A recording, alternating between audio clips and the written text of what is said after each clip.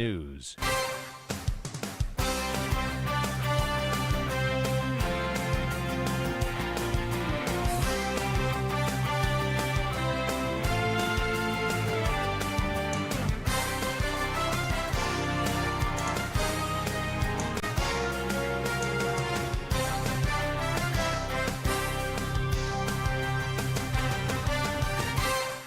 .3 Citi FM. This is Eyewitness News, live from our studios here at number 11, Dr. Martin Loop in Accra. I am Ni Lati here tonight with Melody Fafa Kotufe. In the next 90 minutes, more persons to be arrested in connection with the ECG missing container saga. We want to make it also clear that investigations are still ongoing, and these persons who have been arrested have given in the syndicate that the police are working to arrest. Meanwhile, the NDC is making a very wild allegation. It's accusing some former NPP appointees in having a hand in the matter. Of those who were in charge of ECG, Matthew Opoku Prempe Honorable Apenyo Markins, and Tobik, they will certainly have to answer for this. Also on Eyewitness News, with rains in sight and the likelihood of flooding, President John Dramani Mahama orders the demolition of structures on waterways, insisting the reckless disregard for planning must end. Let me be clear, this must stop. Those structures will be pulled down. We will not allow a few selfish individuals to endanger the lives and livelihoods of countless others. Later tonight, Youth Development Ministry concerned about rising abuse of opioids, commonly known as Red among the youth. We'll tell you how the ministry is stepping up its campaign to deal with the silent crisis. Stay with 97.3 Citi FM for more on these on Eyewitness News and in business. Court imposes 54,000 Ghana cedis penalty on shipping lines over unauthorized port charges. Eyewitness News is broadcasting not only in Accra, it's also live across the country on a number of partner stations, including Premier 100.5 FM in Takoradi Beach, 105.5 FM also in Takoradi, both in the Western region. In the Bono region, this is Greener 95.9 FM in Sunyani. Ashanti region, Orange 107.9 FM in Kumasi. Volta region, we are live on Holy 98.5 FM in Aplau. Dasuma 99.1 FM in Yendi in the Northern region. Upper East, this is Word 88.3 FM in Zarungu, and Bugli Radio 88.6 FM in Wa in the Upper West region. This is Eyewitness News on 97.3 Citi FM with me, Ni Lati. I'm here with Melody Fafa Potofi. The bulletin is live from our studios at number 11, Dr. Martin Loop in Adaraka in Accra. Fafa has our very first story. Now the police administration is on a manhunt for more persons involved in the ECG missing container saga. The ECG has come under fire following reports of 1,300 missing containers from the port. 13 persons, including Ghanaians and Chinese nationals, have been apprehended. But Deputy Attorney General and Minister of Justice, Dr. Justice Shrimsai, says more persons will be arrested. The NIB and the Ghana Police Service have arrested a number of suspects. The arrest took place in Dongfang Manufacturing Company yard and also Ponlok. They are all around Shai Hills. 14 suspects have been arrested. 11 have identified themselves as Chinese nationals. The police did arrest, and as you know, we have always maintained, and there will not be a channel or a tool to abuse the right of persons who are found or who are suspected. So in line with that, we have the police officers have admitted the suspect to bail, police bail. For the foreign nationals and the 3 Ghanaians, the police have taken their passports, that is to prevent them from leaving the country, and have also asked for them to produce sureties, persons that can stand sureties for them. In other words, persons that can help the police to locate them should they not be found. So that is the condition for their police bill.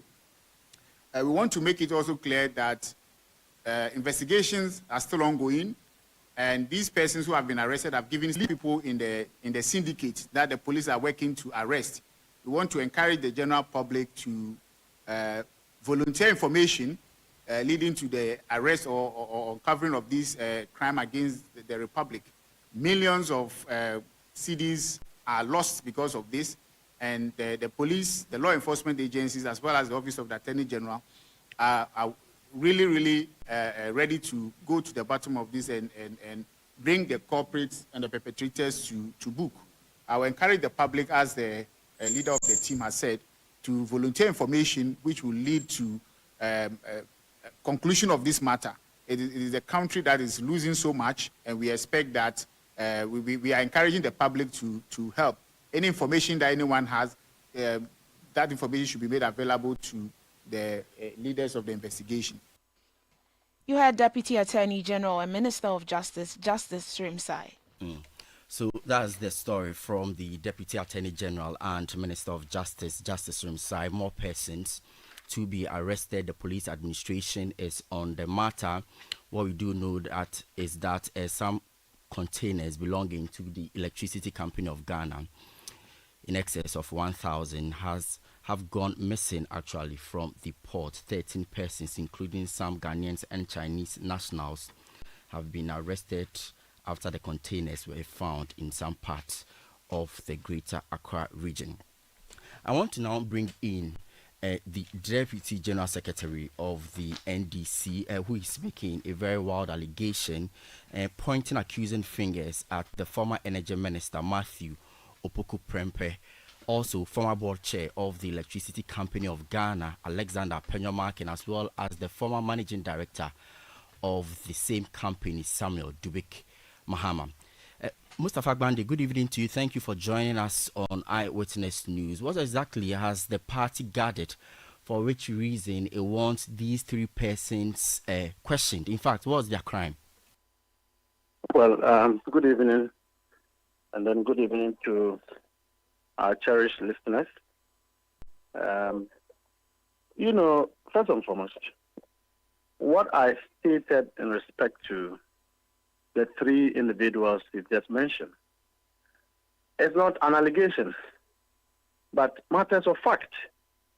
One, we are all aware that the period within which these wanton criminality occur, a criminality that involves a belt of individuals.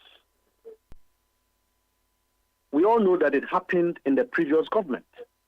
In fact, the board chairman, Honorable Alex Penyomarkin, have actually made a public confession as a board chairman, taking responsibility to tell the public that he was all aware about questionable procurement practices for which he superintended oversaw as a board chairman. At the same time, ECG at the time had a managing director who is Dubik Mahama. Within the same period, Honorable Matthew Opoku Prempeh was the minister in charge of energy, under which ministry ECG is situated. Is it not a matter of fact that given the state of this matter and the seriousness that it deserves, that a board chairman now want to run away and sacrifice, persons who cannot come out and defend themselves, saying that he knew that there were some questionable procurement practices which involved these same containers, and that he's running away from responsibility and now calling on Parliament to support the minister? Is it not in the interest of the state for Penyomarkin to be arrested?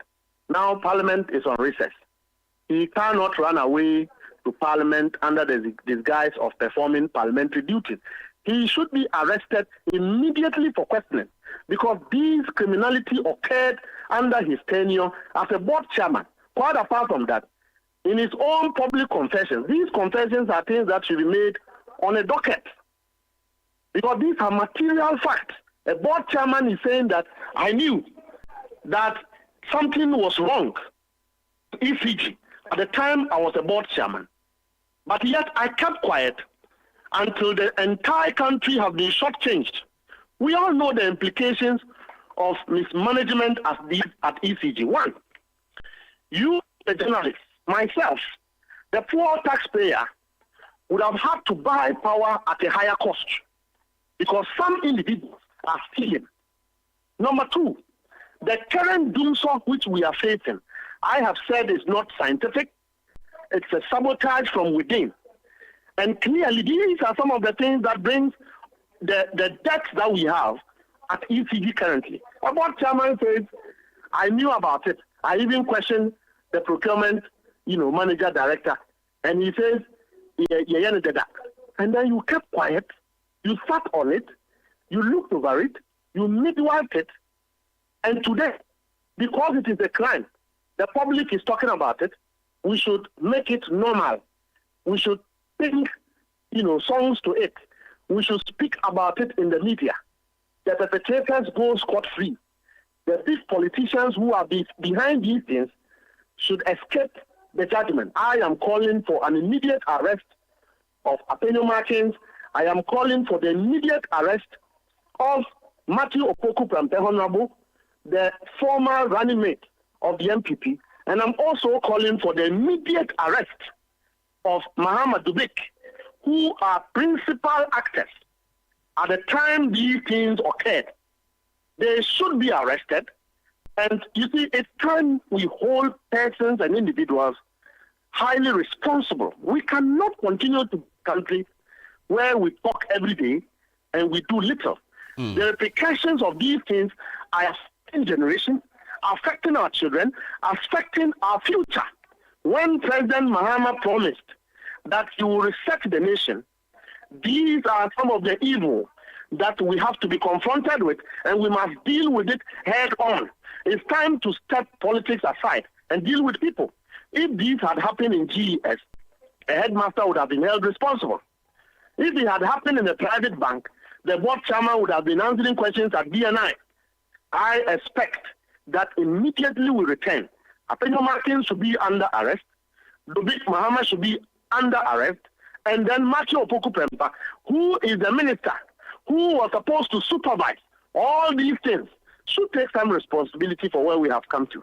I think that is unfair to treat our nation like this. And every day, what we do is to sit on the media and talk about it. And then it ends up nothing. I see, but are you not going ahead of yourself or even the law if you say these persons must be arrested? Because I struggle to understand the role they played in this whole saga just because you say that they were the principal actors and in fact point to Alexander Apenyo Markin that he's made a public statement to say that he was aware of this. But if he is aware of this, is it any form of culpability for which reason he should be arrested and put behind bars? Well, he was a board chairman who was supposed to, as it were, to be the headmaster of ECG. And that he comes to this country in terms of law, even in terms of leadership, some element of responsibility. And these are matters of crime that one would have to be vicariously responsible. He had actually come to make a public confession to say that even before the investigation goes further, he as a board chairman was aware that there was something wrong in ECG as far as procurement is concerned. And these are procurement. He also indicated that it occurred with a coalition of persons within customs and GPHs. So don't you think that he's a principal, actor who is supposed to be facing investigation by this time as a board chairman to give leads so that the country can take people within ECG responsible for these heinous, barbaric, uncivilized crimes that affects life and affects the generations, affects children, because when light goes out, children who are in hospitals under oxygen, they die. Persons who are under, some sort of, medications and treatment, persons who are under oxygen, older people, they all die because there's no light. All because some individuals who are stealing unquestionably from ECG think that they should continue to steal, and that the board chairman, at the time he was a board chairman, was aware that there was something wrong, but yet kept quiet. They lost the election. If investigative bodies under the minister, Honorable John Dinapo, had not unraveled these crimes and made it public that there was some wrong happening within ECG at the port, will Apenyo Martins come out to tell the public about what he said? He would have kept quiet. Is it not covering of the same crimes we have talked about? I have told you that, look, Apenyo Martins' noise is not in the genuine interest of this country, but all attempt to cover up the crimes committed and perpetrated by the previous government. Didn't you see that recently Apenyo Martins is the darling boy of President Akufo-Addo, and individuals who took part in the PBS scandal, which we are yet to get to? Can't you see that all of a sudden Apenyo Martins is the hero of President Akufo-Addo because he has decided to be noisy in Parliament just to cover up for persons who have committed crimes against this country? And now he has made a public confession about some crimes that he knows, and he should still be walking free. He should not be walking free. We don't need an angel to arrest Apenyo Martins at this time. We don't. Parliament is on recess. He should be arrested to provide or to lead the investigation for us to get to know how come this number of containers paid for with taxpayers' money got missing at the port, that he, the board chairman, didn't have the responsibility to inquire and to ask the management of ECG to report to him about the status of containers and orders that have been made by ECG. Don't you think you would only have to be an irresponsible board chairman to allow this to happen? But you keep referring to Alexander Apenyo Martin, and that's a public commentary that he's made. But does the party have any real evidence beyond reasonable doubt that these three persons you are referring to have a hand in the underdealings? Well, there is no evidence that is stronger than what a man confesses and says. The man has told you. But he didn't say what he's done. He just said that he was aware, and being aware, he could just be invited for questioning. But to say, the board chairman, the board chairman of Citi FM, you think that when you send two journalists to the north, and 1 week they were supposed to spend a week and they are not back after 2 weeks, your board chairman would not ask what is keeping those journalists? You think your board chairman will not ask the managing director what is happening to the journalists that we send to the north? Do you think so? Do you need any other evidence more than confessions, statements of individuals who are prime actors within the institution that these have happened? Do you need anything more than that? But that amounts to questioning, not necessarily an arrest. No, it doesn't amount to question. That question is not, left for journalists. That question is, that answer should be given on a docket. It should be a question statement. Apenyo Martins should be giving statement to investigative bodies at this time because he's a principal actor, a supervisor of ECG at the time these crimes occurred. You see, often when things happen, we let the powerful individual go scot-free, and we go after the grassroots that they use to perpetrate these crimes. Why are you investigating a Chinese man who, with the collusion of Ghanaians, and it would not have happened without the involvement of high-ranking managers at ECG committing these crimes without the managing director, without the board chairman at this time, immediately arrested to answer questions for these, irresponsible supervision of the institution. I mean, at the end of the day, don't you think that you and I, we are paying high cost of electricity? Even that. Look at the state of our electricity now, today. Not because government upon government are not investing to stabilize our power issue or power crisis, but because individuals take deliberate steps to mismanage the institution, individuals take deliberate steps to steal from the institution, and that the taxpayer, the ordinary poor Ghanaian, should continue to suffer every year, every time, under the disguise that we politicize the issues, we talk about it, and the big fishes are left off the hook to walk. They shouldn't be allowed to continue.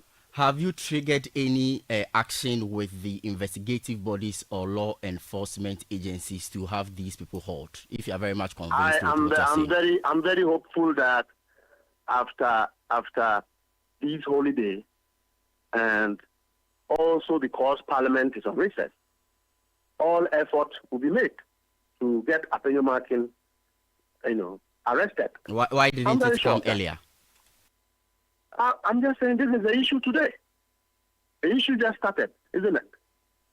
And the man has come to make, self-confessions. And so we all now know, and the public now know, that at the time this crime was being committed, it didn't just reflect at the side of the board chairman. He also questioned and didn't get reasonable answers, but elected to be quiet and to conceal that conversation, even as the crime or the crimes within ECG continued, leading to loss of huge sums of money. Today, he said so on the floor of Parliament. And such individuals should be arrested because he is not just a spectator, but he is the headmaster and supervisor of ECG at the time all these things occurred under President Akufo-Addo. Apenyo Markin and Honorable is the board chairman of ECG who have come to speak on the matter. And that matter for me is closer to giving testimony of the confession, and he should be arrested. So when should we expect this action that you are going to take, and which of the investigative bodies are going to launch? I am not going to be the arresting body, but every effort will be made to ensure that the promise that was made to the people of Ghana, that they are believed that a certain group of individuals, our own brothers, have chosen to cut this country into pieces to their advantage and personal use and benefit, other than the public interest, will bring those people to book. Every effort will be made to, fulfill that mandate upon which Ghanaians voted for the NDC to come to power. We must walk the talk because something indeed is fundamentally wrong. When we said to you that President Akufo-Addo was supervising the biggest scandalous government against the people of Ghana, these are the things we were talking about. When we said under President Akufo-Addo, crime was normalized, mismanagement was normalized, corruption became a thing of the government, these are the things we're talking about. These are evidences, and that a bold step must be made. And Ghanaians should support President Mahama to bring every one of these persons to book. We must tackle corruption head on. We must disincentivize public stealing. We must discourage politicians from stealing from the ordinary Ghanaian. Other than that, the future of your country, the future of your children cannot be guaranteed. And this is one of such issues that the nation must be serious about it. All and sundry must support the investigating institutions to bring the big fishes to book. Why is the managing director still working free? Why should the big be working free at this time? And this is not just the rot at ECG. There are many more, and as the day goes, you will get to know. We wait to see. Thank you very much. That's Mustafa Gbande. He's Deputy Director of Operations at the Jubilee House and also Deputy General Secretary of the NDC. This is still Eyewitness News. Let me read some of your messages. And Akapol Jr. from Ahafomem says that if the government is of the conviction that some members of the former administration are culpable in the ECG scandal, they should cause their arrest and stop lamenting, since Ghanaians voted them into office to solve their problems but not to complain to us. Also, Zylex Doing in London says the government should recover all loot. Simple as that. Daniel from Sandeman says corruption has eaten into the very fabric of our beloved nation, draining resources and undermining the trust of the people. Under the NPP government, appointees were shielded from scrutiny, enjoying an unspoken immunity that emboldened them to engage in reckless acts of corruption with impunity. Mausi in the Volta region says, I fully support the arrest of individuals connected to the missing ECG containers. Those responsible for diverting state property must be held accountable to uphold justice and integrity. The discovery of stolen items in private aluminium smelting company highlights the urgency of addressing corruption and protecting public assets. Let's ensure that such misconduct is thoroughly investigated and prosecuted. You see, this is still Eyewitness News on 97.3 Citi FM, live from our studios at number 11 Dr. Martin Loop in Adabraka in Accra. I am Ni Lati here with Melody Fafa Potofi. Eyewitness News. Be there as it happens. Oh, jump on now. Go. Google me. At what time when you come back, we are not hear the sound of your car? Why you buy new car? No, I not change my car. It be the same, right? It be the fuel way I change. Way one shouts it. Ever since I started using the all-new Excellium Premium Fuel, fortified with 3-in-1 action. Oh, Joe, now my car they run like electric car. No, it's so. This is the type of fuel where they want to. Cause now engine they cost. Where they want for way if I buy it, it go protect my engine. And with the small way I buy, I go drive, sir. Absolutely. It's like strapping a turbocharger to your engine and giving it a protector. And what they bust my mind said, be the 3-in-1 action, no? Excellium, they prevent up to 99% of deposit. It be anti-wear, some be anti-corrosion. One pair way now open there. Hey, so where can I find this magical fuel? Just head over to any Total Energy service station and your car will thank you. Hey, they make a finish my go be fast, then rush go Total Energies. My friend, but why you hand my go be inside? I give you info. Make a feel the go be too small. Go. Excellium is designed to protect your car engine, decrease fuel consumption, and lower CO2 emissions. Don't say fuel, say Excellium. Choose Excellium, choose quality. Charlie, where are you? Boss man, I'm at the bank. Really? But your car is in front of your house. Bro, my bank on my phone, Charlie. Oh, how? EcoBank, bro. With EcoBank mobile app, I can do everything, anywhere, anytime. Listen, I just checked my account balance, paid Ahmed's school fees, and sent money to my grandma at Walwale. Oh, wow. Wow. Masa, just download the EcoBank mobile app from the Google Play Store or the App Store, or dial *770# and be your own bank manager. Manager. Whether to pay bills or fees, to check account statements, send money across Ghana, abroad, and more, EcoBank mobile app has got it covered. EcoBank Mobile, making everyday people live everyday lives the EcoBank way. EcoBank, the Pan-African bank.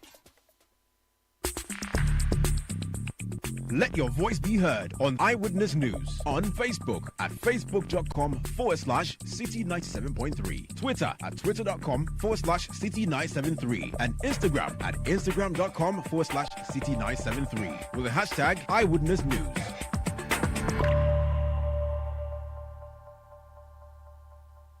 You're welcome back and thank you for joining us on Eyewitness News on 97.3 Citi FM. Now, Fafa will bring us our next story.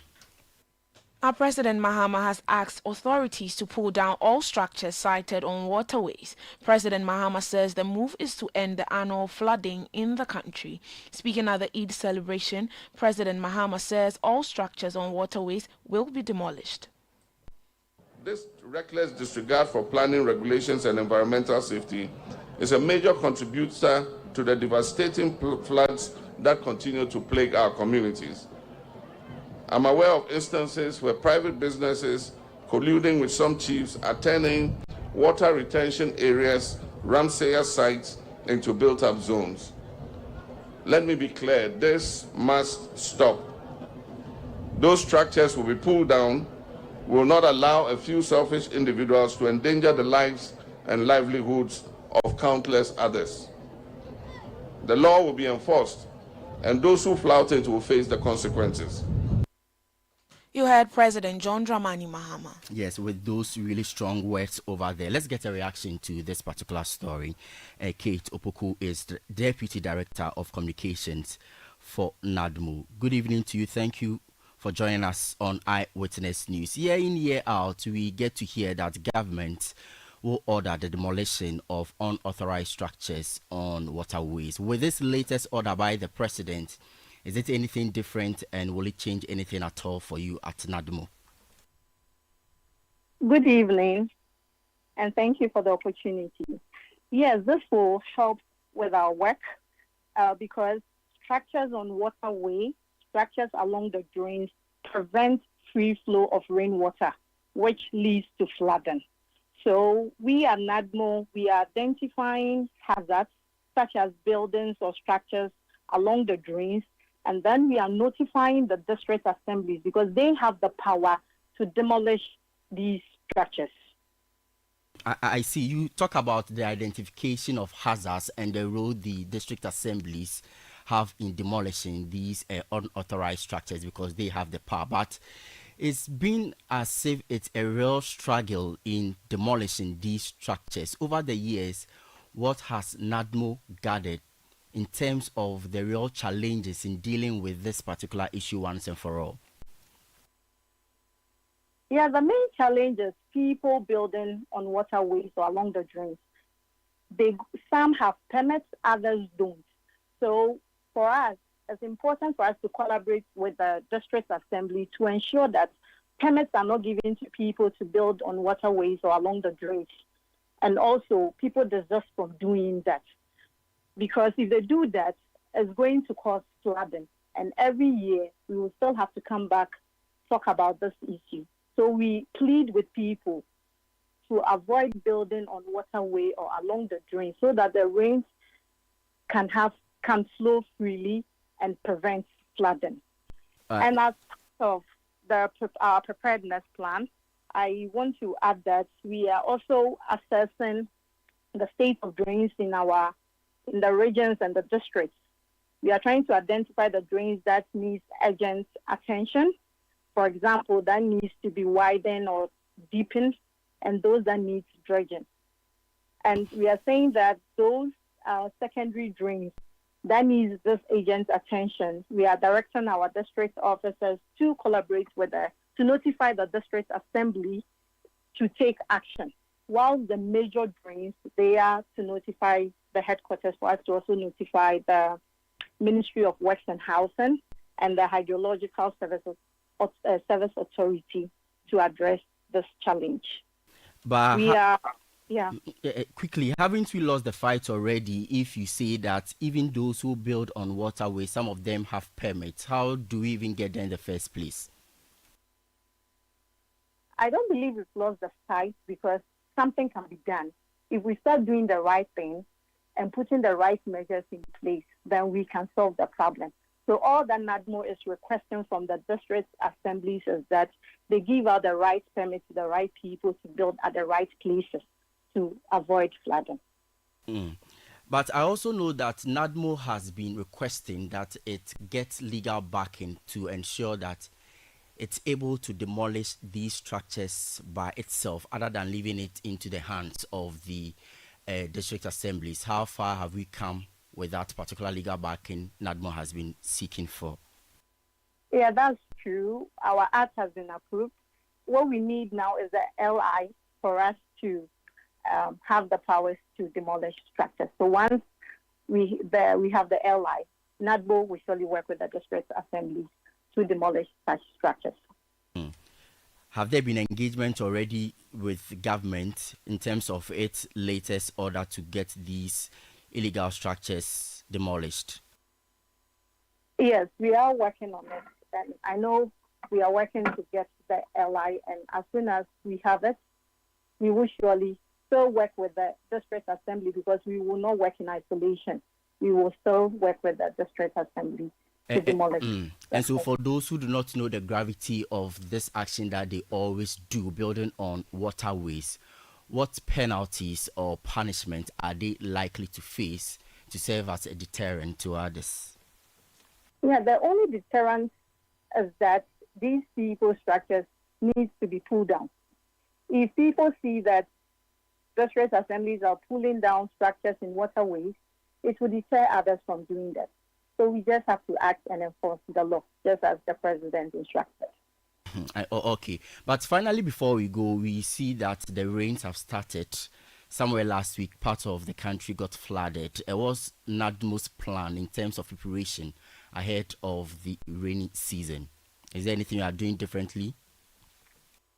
Yeah, so as part of our preparedness, we are assessing, reviewing our flood-prone areas, and we are identifying new emerging flood-prone areas to help us carry out public education in the emerging ones, and also intensify public education in the already existing flood-prone areas.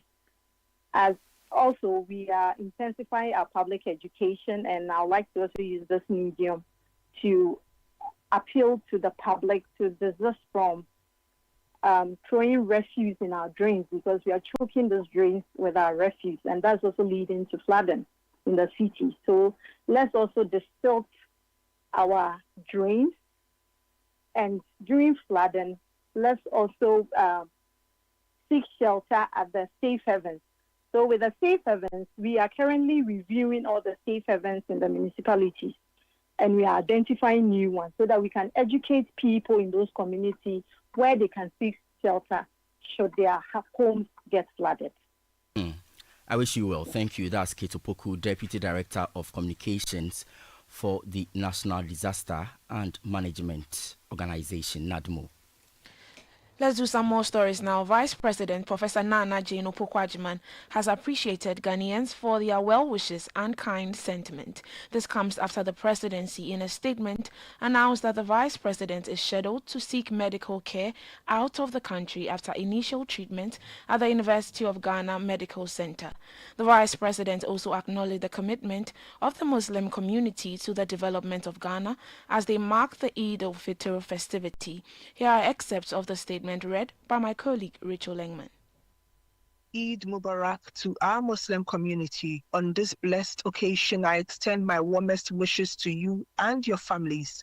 Your dedication, values, and contributions enrich our nation and the world. May this celebration bring you joy, peace, and renewed strength. Likewise, I would like to say thank you to everyone for your kind sentiments and well wishes this weekend. You heard the excerpt of a statement by Professor Nana Jane Opoku-Agyeman read by my colleague Rachel Engman. Now, the former Minister of Lands and Natural Resources, Samuel Jinapor, has expressed concerns about the increasing rate of illegal mining activities, also known as Galamsey, under the Mahama administration. The Damongo MP attributed this to instances where party supporters feel entitled to state properties whenever there's a change in government. He made the statement during an interaction with journalists in Parliament. Has illegal small-scale mining or Galamsey worsened, or has it improved? I think quite clearly, I mean, I'm not to say it, I'm quite clearly, even a novice and a bystander will not help but come to the objective conclusion that things seems to be getting out of hand. Yes, absolutely. Yes, absolutely. There's no two ways about that. And there is a reason for it. It's not so much the fault of the minister. No, not at all. Neither will I even say it's a fault of the government per se. But there is a certain mindset within the political space that when my government comes into power or into office, I'm entitled to any and everything. I'm entitled to school feeding jobs. I'm entitled to manage KVIPs. I'm entitled to manage markets, revenue in markets. I'm entitled to mine indiscriminately. So what seems to be happening is members of the ruling party just taking it upon themselves and brazenly, with impunity, taking over forest reserves of our country and mining indiscriminately. You heard former Minister of Lands and Natural Resources and MP for Damongo, Samo Jinapo. Well, it is increasingly becoming a silent crisis spreading like wildfire. In fact, it is an addiction crisis that we have here in the country. It is already overburdening our stretched health facilities, a lot of youth engaging in a number of heinous crimes and other activities. If you do not know what I'm talking about the rising abuse of opioids, also known as RED, and the Ministry of Youth Development and Empowerment is stepping up efforts to ensure that we deal with this particular canker once and for all. I've been joined on the phone line by the Minister for Youth and Development as well as Empowerment, George Opare Ado, to shed more light on what the ministry is doing. Good evening to you, sir. Thank you for joining us on Eyewitness News. It should be a matter of concern to you because of the ministry that you superintend. How concerning is this to the youth of the country? Good evening to you. Drugs anywhere is not anything anybody should be happy about, especially when it's being abused by young people. And the human resource of every country is the most critical resource of the country. Ghana, 38% of our total population are within the age bracket of 15 to 35. That is a critical group that we must pay attention to. And research has also told us that that is the group that is abusing the substance the most.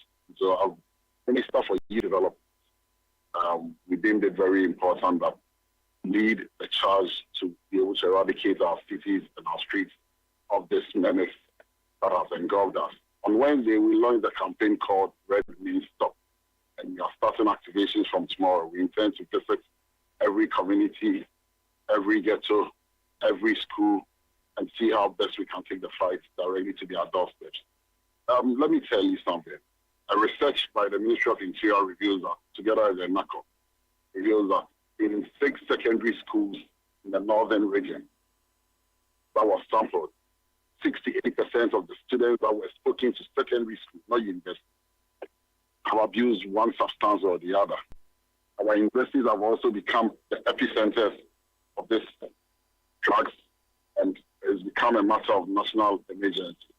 I am calling on various media houses, especially your medium, the TFM. We fought together in the fight against Galamsey. I want to tell everybody listening to me that this menace is bigger than the Galamsey menace. And if we don't all put our shoulders to the wheel and fight it head on, in the coming days, it is going to hit very close to home and we will not know where it is coming from. We at the ministry are ready for this challenge, but we are calling on well-meaning Ghanaians, well-wishers, and everybody who cares about this country to join us in this fight. It is not going to be easy because drugs is such stuff. It is a very expensive enterprise. And those who sell them or those who peddle them are very well connected. And so we know the challenge ahead. We are up to the task. We believe that you all join us in this fight. We are hoping to win, and we are fighting to win this menace, to win our street of this menace. And so we are asking everybody to join us in this fight. Volunteer information, support us, whatever you can do to help us, please join us. Luckily, NACOP, the police, and all the other agencies that are responsible for fighting this menace have come on board on this campaign. We all pledge their support joining us fight this canker. So if Citi FM and other media houses will also join us with advocacy, we believe strongly that we'll be able to bring an end to this menace that is destroying young lives. So with this Red Means Stop campaign that you've recently launched, that the activation is going to happen, are you able to give more details? What form and shape is it going to take? Is it nationwide? What exactly will you be doing to achieve what? It's a nationwide campaign. We are starting tomorrow from the Legon City Mall. We are doing it in conjunction with Entertainment with Ghana and then Citi YF. Tomorrow, from there, we'll move to the DODO, which is also one of the areas where we understand there's been a lot of drug abuse or there are a lot of substance abuse, so that we start an activation there. We intend to visit every community. I've tagged the National Youth Authority, which is the agency that is responsible for seeing to that young people are nurtured right, to also be at the forefront. They have nationwide offices. So we are going to leverage on their offices to be able to go around this whole country and then propagate the Red Meat Stop campaign. You referred to a report by the Ministry of Interior. What has the Ministry of Youth Development and Empowerment independently also found? Did you engage in any form of pre-community engagement to find out what the real issues are before coming to the conclusion that this particular Red Meat Stop campaign has become a necessity? We need not engage or do any research. It's in our faces, on social media, everywhere. But that notwithstanding, we've also seen reports from NAPCOB, we've seen reports from the CID, we've seen reports from the, the Ministry of Interior. We don't need to reinvent the wheel. It's become necessary that we fight it head on. We see the videos on social media and everybody sees what is happening. And so we cannot sit idle and do nothing about it. Like I said, that is a critical resource of this country, human resource. The most important resource for every country is the human resource. The workforce of this country depends largely on that age group, that demographic. And so we cannot sit idle and pretend that nothing is happening in our country. So yes, as a ministry, we believe that as part of our mandate is to see to it that the Ghanaian, the well-being of the young person. And so if this is happening, then we cannot sit idle and do nothing. So report or no report, from what we've seen and from what is happening in our street, take a drive around Accra in the evening. You're amazed the kind of things you see. And some of the videos on social media are very disruptive. And this has become a necessity. And so we are asking everybody to join us in this fight to eradicate our streets of this menace. Will any form of special funding, budgets, or even allocation be very important to you as a ministry? Is it something that we are going to push for? The ministry has a budget, but we've also met our donor partners and we've made an appeal to them to also support us. We are willing to commit some of the budget that government has made available to us into this fight. Like I said, with all the various initiatives government is doing, it is the human resource that will be implementing it. If the human resource is corrupted with drugs, then we will have no initiatives ongoing. And so we deem this very important. This is at the forefront of the work of the ministry. The fight against opioids and then this drug called bread. All right, thank you very much, Minister for Youth Development and Empowerment, George Opare Ado. So the government will be embarking on a Red Meat Stop campaign to eradicate the rise and abuse of red in our localities, which is actually having a toll on the youth in these areas. You have seen on social media, you have read stories on how this particular abuse is impacting communities and what the socio-economic development issues thereof are. It is also increasingly becoming a public health threat, for which reason many health officials are also joining in the campaign. Talking about health officials, let's go back to the phone lines and speak with someone from the Pharmaceutical Society of Ghana. I'm talking about Dr. Richmond Edusapoku. He is an executive member of the Pharmaceutical Society of Ghana. Good evening to you, Doc. Thank you for joining us on Eyewitness News. Exactly how do we tighten the seal and regulation of these drugs? Please, can you repeat the question? I missed it. All right, so I was promoting you, but you definitely get there. So, Mr. Richmond Edusapoku is executive member of the Pharmaceutical Society of Ghana. I was asking how we will be able to tighten our seal and regulation of these drugs so that the youth do not get easy access to them. Great. So there are two things that we got to do. One has to do with the normal opioids that we sell in our hospitals and community pharmacies. So these are legally registered channels, registered at the FDA. And what it does is that when we get these opioids, which are clinically very useful for people who are in pain and we need to manage pain. So it is quite legal to do it.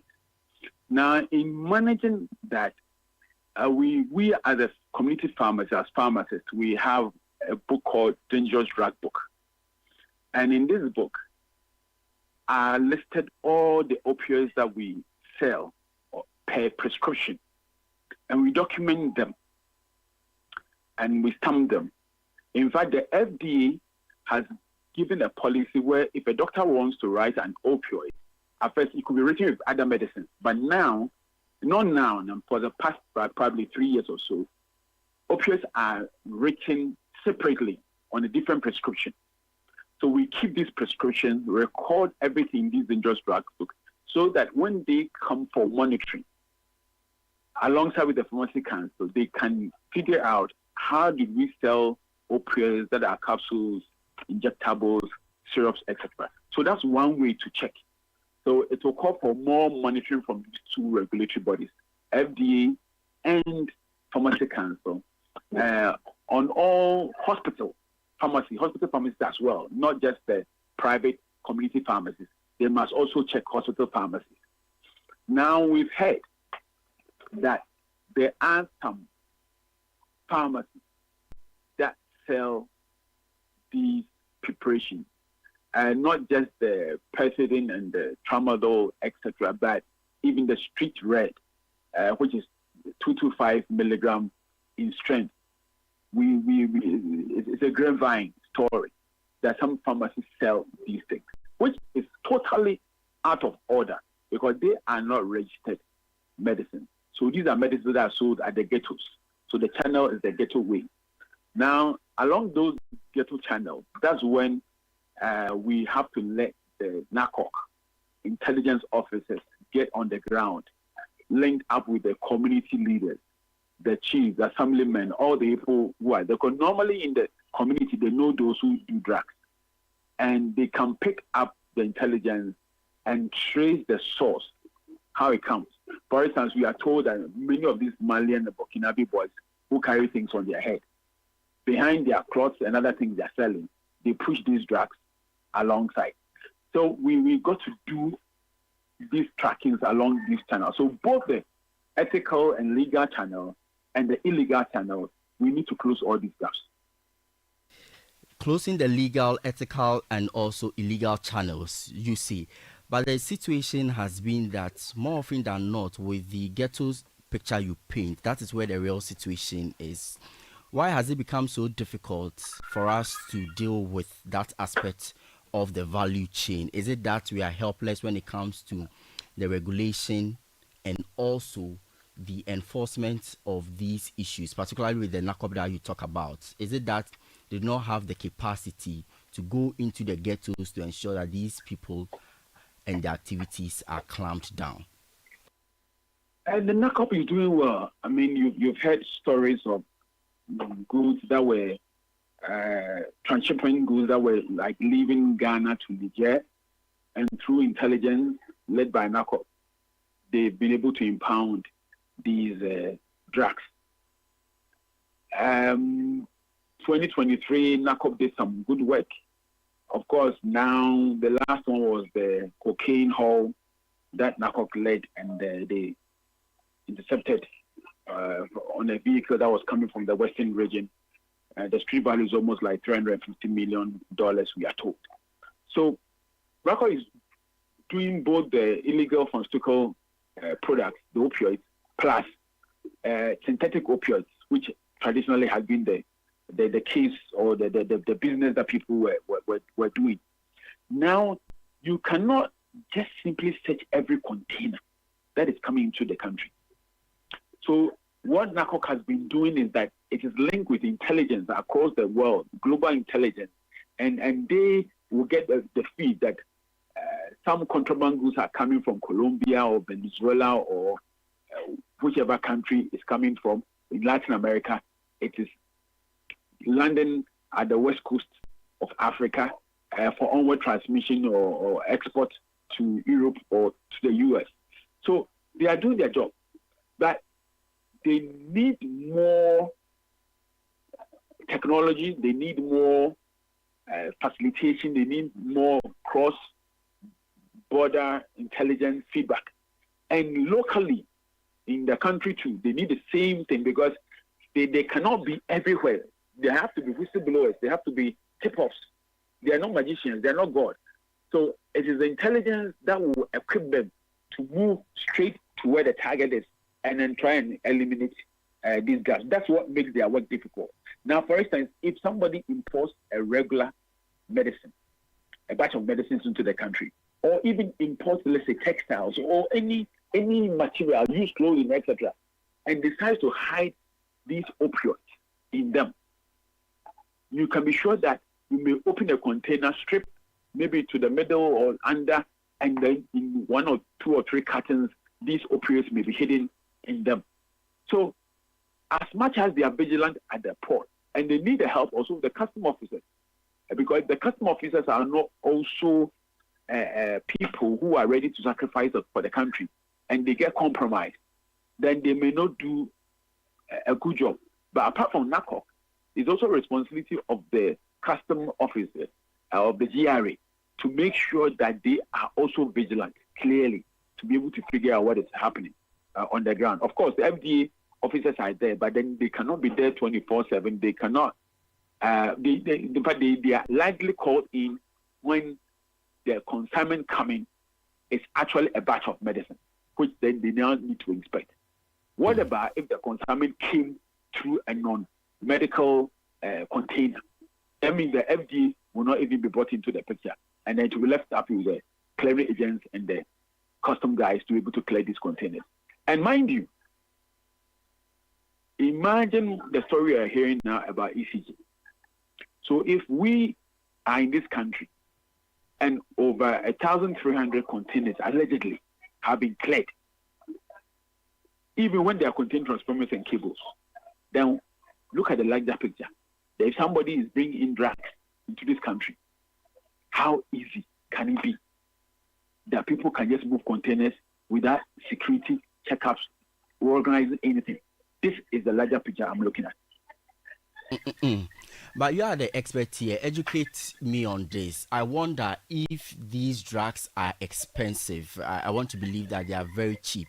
How would an increment in price, ensure that we do not get these drugs easily into the communities, and also strict compliance measures to get it at the entry point, and also getting it down to the ghettos for us to even talk about behavioral change communication at all? Will increasing prices work at all?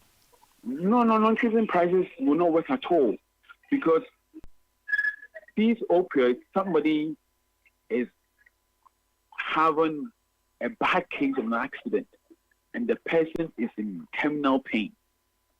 The normal diclofenac, celecoxib, naclofene, etc., naproxen, they can't do the job. They can't subside the pain of this person. So you need an opioid to be able to reduce the pain. So increasing the price is also punishing normal people who have found themselves in a situation that is terrible in terms of pain. Why should somebody's narcotic behavior outside cause the prices to be increased in the community pharmacies and in the hospitals to prevent the access of the medicines on the street? No. So we wouldn't advocate for that. What we will advocate for is, again, re-education of our pharmacists. And of course, they know it, but it's always good to re-educate again. Again, the wholesaling of opioids in this country will also have to be checked very well, because it's not only community pharmacists and hospital pharmacists that distribute or dispense these opioids. When it is laxed, then sometimes you may find that over-the-counter sellers who are supposed to sell first aid medications like some form of laxative, paracetamol, a few other medications, end up already selling antibiotics in this country. And sometimes they go and check it, because there are over 22,000 over-the-counter sellers in this country.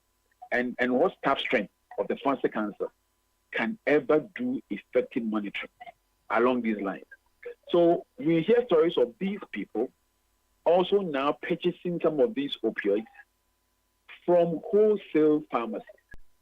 So that's where the law must act strongly, because every wholesale pharmacy has got a superintendent pharmacist. Now, where is the order note that a pharmacist in the community pharmacy must sign and stamp before these opioids are released to hospitals, are released to community pharmacies to be able to sell? Now, if those things are not strictly adhered to, then anybody somewhere from the north, Ruby, Ashanti here, etc., can just go to a wholesale pharmacy and say, I am so and so. I run an OTCM, or even he can even say, I run a pharmacy somewhere. Can I buy this? And then without any authorization, the person is given to buy, and the person goes to sell or to push in his rural town or village. And then some people there too will definitely buy, because and for somebody who's not a pharmacist, he thinks that, oh, this is something that is so much in demand, people want it. I'm making money out of it. The person doesn't know addiction. The person doesn't know or the calamities and the dependencies that these opioids bring. The person is not professionally trained. He's simply opened a drugstore because of money. So we need to do a lot of education. The pharmaceutical staff to go down and do a lot of education. And I know that the new registrar is previously making plans of doing a lot of education across the country and along the players that are within its ambit. So I'm sure when these things are properly done and there are resources to do the work that they must do, whether with the NCC or wherever resource they can put together, I know that we can put in the plug and stop this bleeding that is taking place. Okay, we leave it here. Thank you very much. That's Dr. Richmond Edusa Poku, Executive Member, Pharmaceutical Society of Ghana. Sincere apologies. I inadvertently heard you correct me that you were a master. In fact, that didn't happen. You are Dr. Richmond Edusa Poku, Executive Member of the Pharmaceutical Society of Ghana. This is still Eyewitness News on 97.3 TTFM. Stay with us. When we come back, we have the very latest in the world of business. Eyewitness News. Be there as it happens. Sawudru krum na wote yes charcoal toothpaste aya no ya hwe yie no bi afa so kwan na no wa chenchena esane se charcoal toothpaste bebre ane wodwa so na so nya ni nyina na yema wo se titru mpo ni se wo nyini no bon ho modin se wo beto charcoal toothpaste a ye di bidia nkasa ye na anya dai kekane bi agumu na wode yin keka wa firu simu na wo se nya hoden na se efita to charcoal toothpaste fluoride ewo mu na bo se ho ban na mana ye din da ekosi se oboba akokora na sa abrewa Pepsodent charcoal toothpaste dear what dibidie lemon mint ana zinc ana akabomu aye enti ma wo se din na wonum so ahwam da mu ni nyina Pepsodent dear yenim no dada o enti wasan de bidie lemon and mint akabomu aye dear ene na kire se yesen adamfo no no ebem wonum ahwam na bo se ho ban afiri kekawa bia mu to Pepsodent charcoal toothpaste fetchu se na mo se ho ban abrebia. Eyewitness News. Be there as it happens. Get the details. Every significant financial transaction, every market movement, and all the policies that affect your business. Citi Business News. Be informed. Time now for Citi Business News on Eyewitness News. I'm Melody Fafa Botufe. Let's settle for the details now. The ongoing legal battle over unauthorized port charges has taken a significant turn as a court imposes a 54,000 Ghana cedis penalty on shipping lines for failing to file their defense on time. The ruling marks a notable development in a case that could set a guide for the regulation of port charges in Ghana. My colleague Daniel Odro-Mensah has more in the following Business Desk report. The lawsuit was initiated by freight forwarder Jenny Mante, who challenged a range of unapproved fees levied by shipping lines and agents, arguing that they contravened the Ghana Shippers Authority Act. Mante's suit specifically contests charges such as container administrative fees, processing fees, and the application of demurrage charges on weekends and public holidays. Following the shipping lines' failure to submit their defense within the legally required period, Mante filed a motion for judgment in default of defense. However, after the motion was lodged, the shipping lines belatedly submitted their defense. At the court sitting, the plaintiff withdrew the motion but requested that costs be imposed on the defendants for their late submission. The court granted this request, penalizing the shipping lines with a 54,000 Ghana cedis fine for failing to comply with procedural timelines. As part of the lawsuit, Mante is seeking several key reliefs, including a declaration that the contested charges are illegal, a refund of all monies collected under the disputed fees, a ruling that the inclusion of weekends and public holidays in demurrage calculations is unlawful. Any additional reliefs the court deems appropriate. The case has garnered widespread attention within Ghana's shipping and logistics industry as stakeholders raise concerns over what they describe as excessive and unjustified charges. Industry observers believe that the court's final decision could have far-reaching implications for freight forwarders and shipping lines, potentially reshaping the regulatory landscape for port charges in the country. That was a Business Desk report by Daniel Ojo-Mensah. Now, Ghana is reaping the benefits of increased export earnings as the latest data from the Bank of Ghana's Summary of Macroeconomic and Financial Data for the period ending March 2025 shows a rise in total exports. The country's exports revenue climbed to $4.3 billion in February 2025, up from $2.87 billion recorded during the same period last year. There's more in the following report by Emmanuel Opon. At the same time, total imports increased slightly from $2.5 billion in February 2024 to approximately $2.67 billion in February 2025, reflecting growing demand for foreign goods. The data also reveals an improvement in Ghana's trade surplus, which stood at $1.6 billion, about 1.9% of GDP, compared to the $386.9 million, that is 0.5% of GDP, recorded in the same period last year. A breakdown of Ghana's total exports shows that gold remained the top performer, bringing in $2.3 billion for the period under review. Cocoa exports followed with $835 million, while crude oil exports underperformed at $581 million, a drop from the $620 million recorded last year. Analysts attribute the strong performance of gold to rising global prices and its appeal as a safe haven asset for investors amid economic uncertainties. Cocoa's earnings, however, have been impacted by unfavorable weather conditions and the persistent spread of swollen shoot disease, which continues to affect production. That was a Business Desk report filed by Emmanuel Opon. Now, the Bank of Ghana has announced a set of additional operational measures aimed at strengthening liquidity management and enhancing monetary policy transmission. These measures were announced by the BOG Governor, Dr. Johnson Isiama, at the Monetary Policy Committee's press briefing following its 123rd regular meeting. Here's more.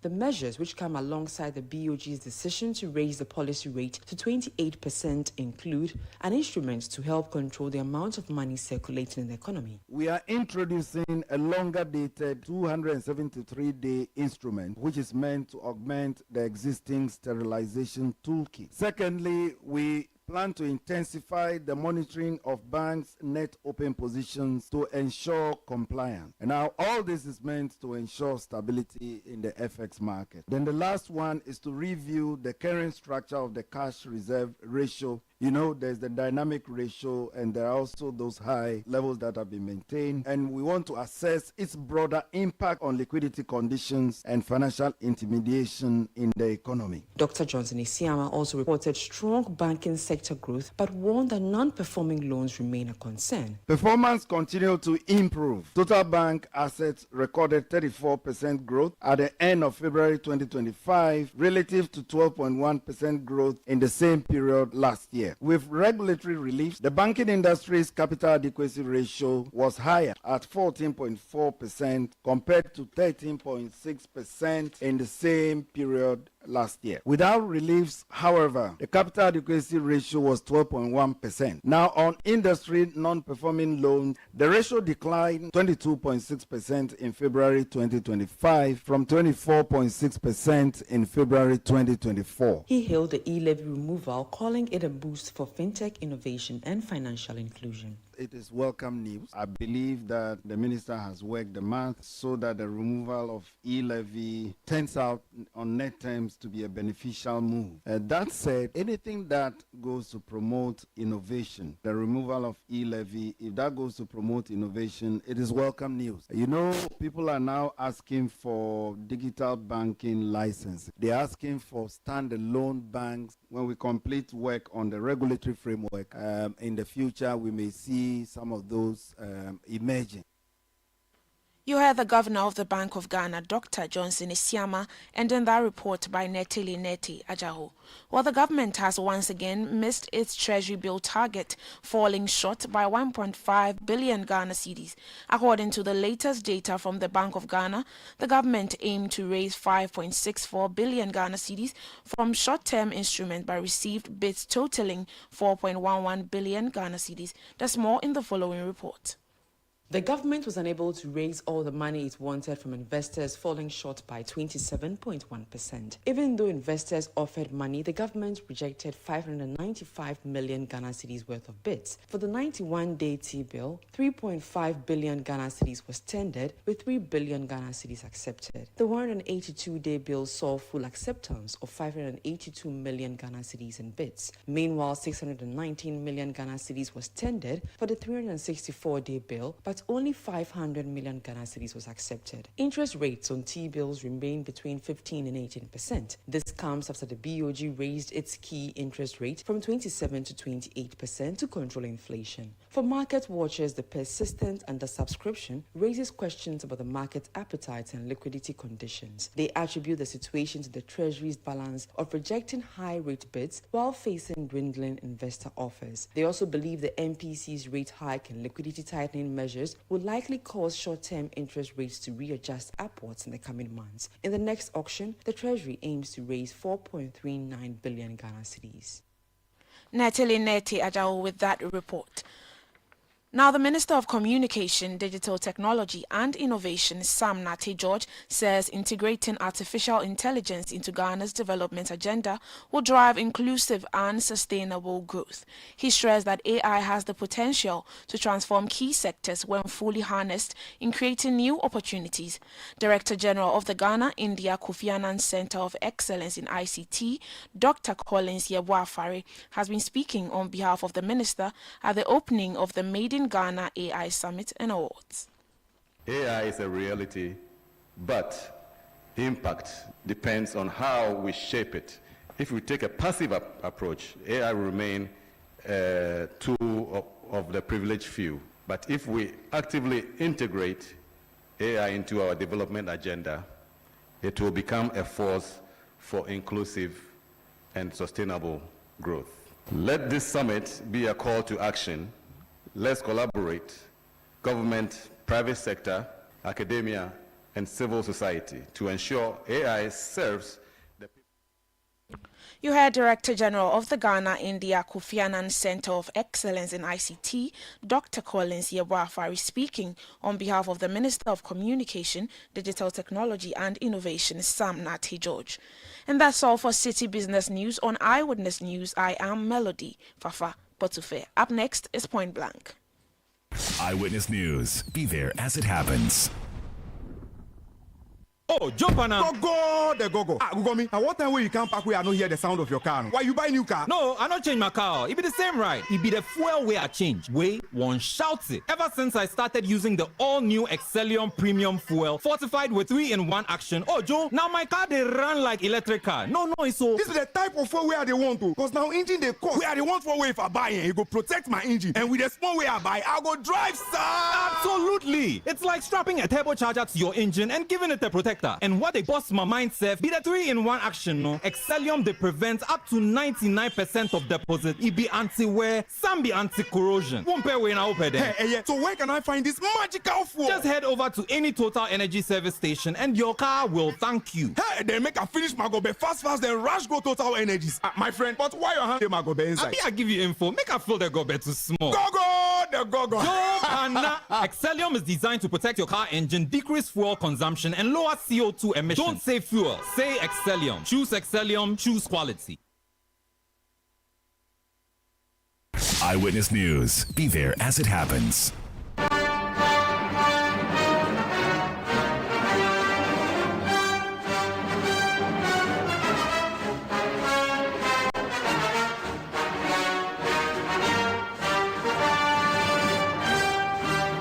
.3 Citi FM. This is still Eyewitness News. I am Ni Lati.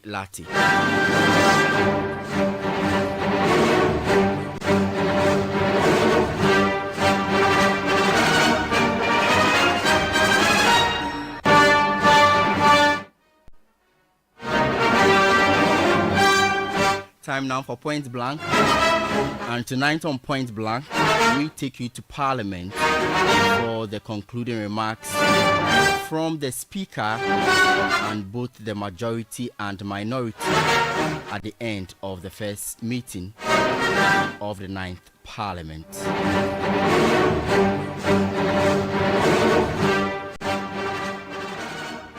One can only be grateful to God for giving us the strength and energy to work for the well-being of our constituents and the good of the people of Ghana. Mr. Speaker, we may disagree, but let me say, I appreciate your leadership, the support you give to members. To your deputies, the first and second deputy speakers, let me also say to them, well done for shepherding the affairs of the House, and we hope that things will get better even as we get to know ourselves better along the way within these 4 years.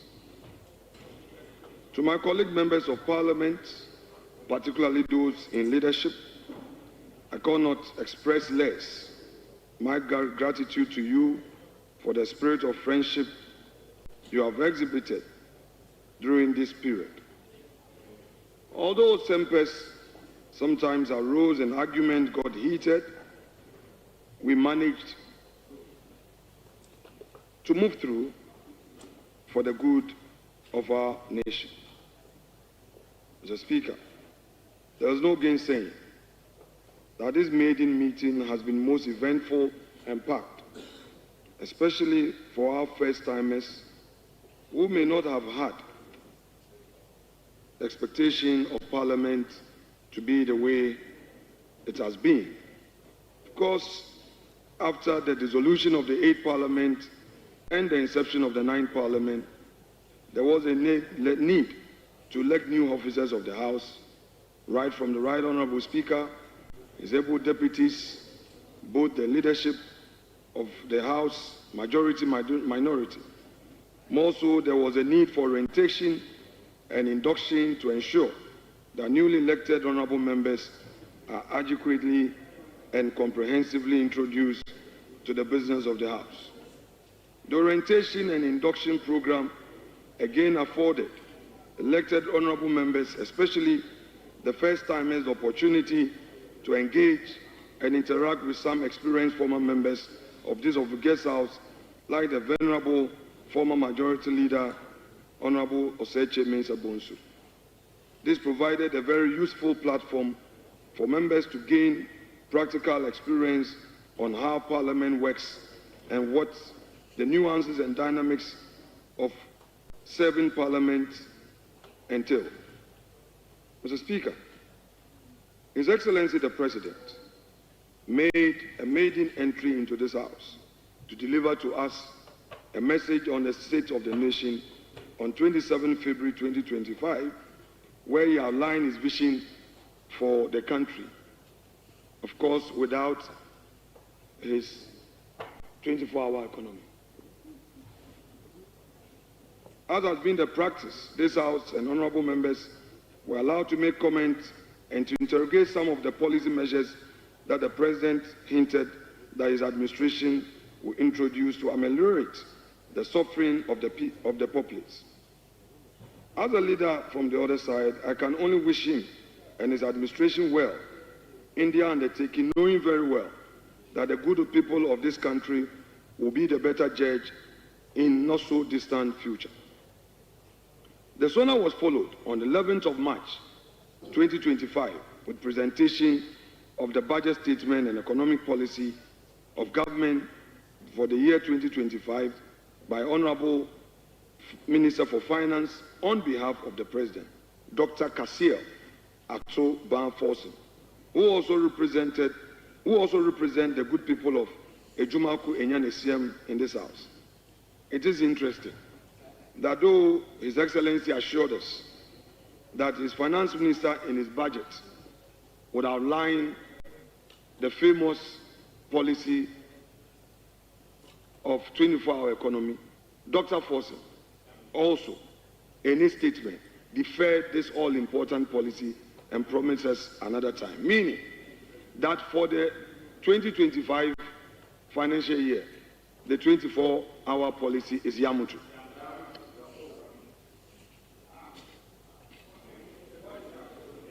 Mr. Speaker, I will also commend the Parliamentary Service staff for their hard work, commitment, and dedication. As I always say, what would life be without them? But, Mr. Speaker, we in the minority have some few reservations which we believe, if they are addressed, this House will be a better place for us going forward. One, our friends in the majority side often reside on understandings rich and sprung surprises on us.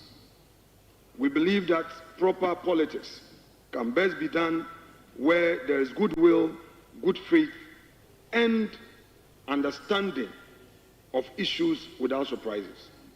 If the majority is able to work on this, the often seen acrimony will be minimized. An example, Mr. Speaker, is the issue of the gold bond bill. Mr. Speaker, every indication was to the effect that after working together at the committee level, after going through win-on-win collectively, the bill will be taken at 10 a.m. this morning or soon thereabout. There was an understanding that certain clauses will be done, but unknown to us, the majority had their daggers hidden in their clothes. Mr. Speaker,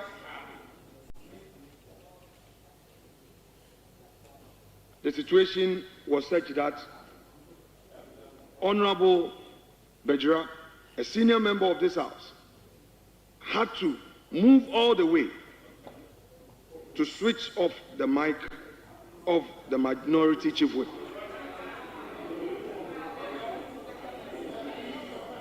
This is not the first time. This is not the first time our side is experiencing such an action from Honorable Bejira. In October, when we were in majority, and there was an impasse regarding a decision of Mr. Speaker, he publicly stated that if we enter the chamber, quotes, we'll beat them, unquote. Mr. Speaker, whereas none of us can be perfect,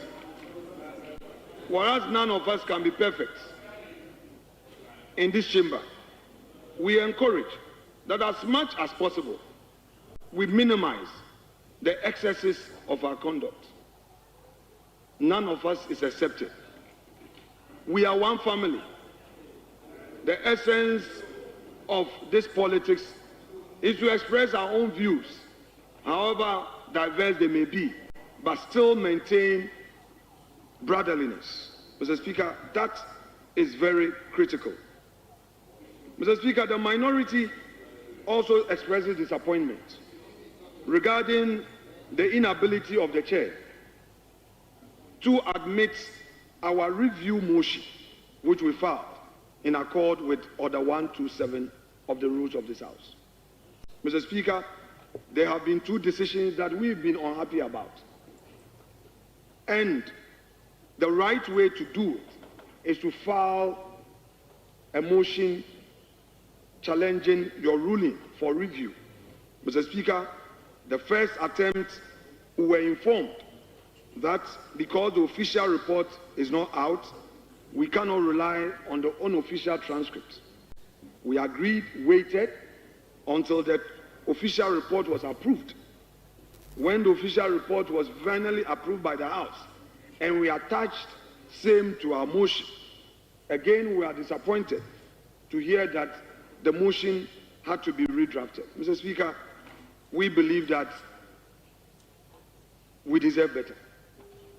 Mr. Speaker, we in the minority are not in this chamber to obstruct government business. We are here to offer constructive criticism. We have been in government before, and we know how difficult it is to run a government.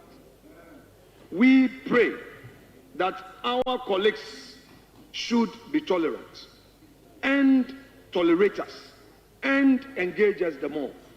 It is true that they have a super majority, but they should not use their super majority to dictate to the mighty minority.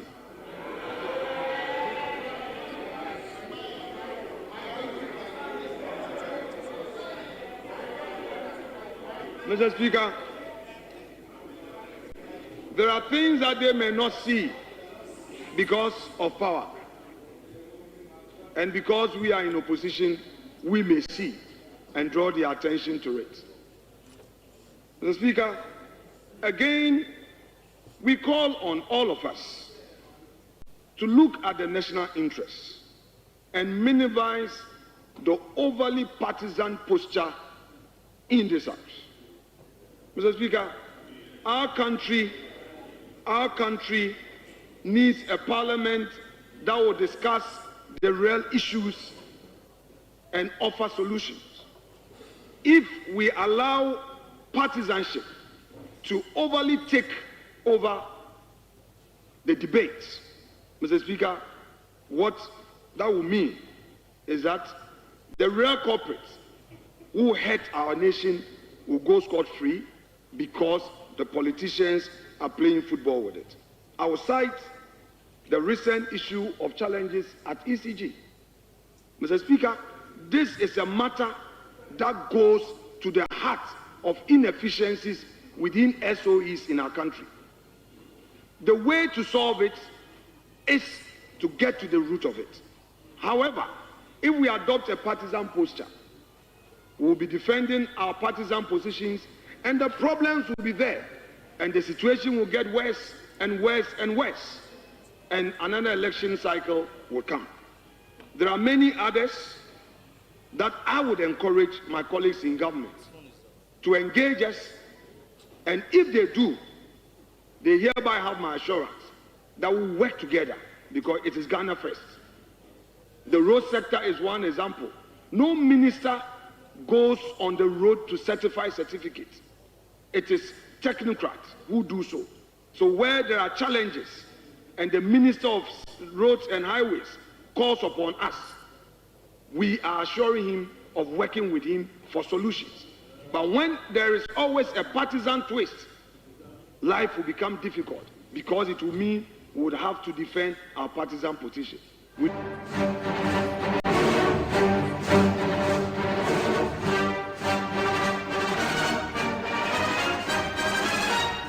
Alexander Penyomakin, Minority Leader in Parliament, with his concluding remarks at the end of the first meeting of the 9th Parliament. And that's our show for tonight. Eyewitness News on 97.3 Citi FM. I am Neil Latte. Earlier you heard Melody Fafa Potofi. Show was produced by Samiri Afe with technical support from Daniels Kwashi. Thanks for being a part of the program. Have a good night.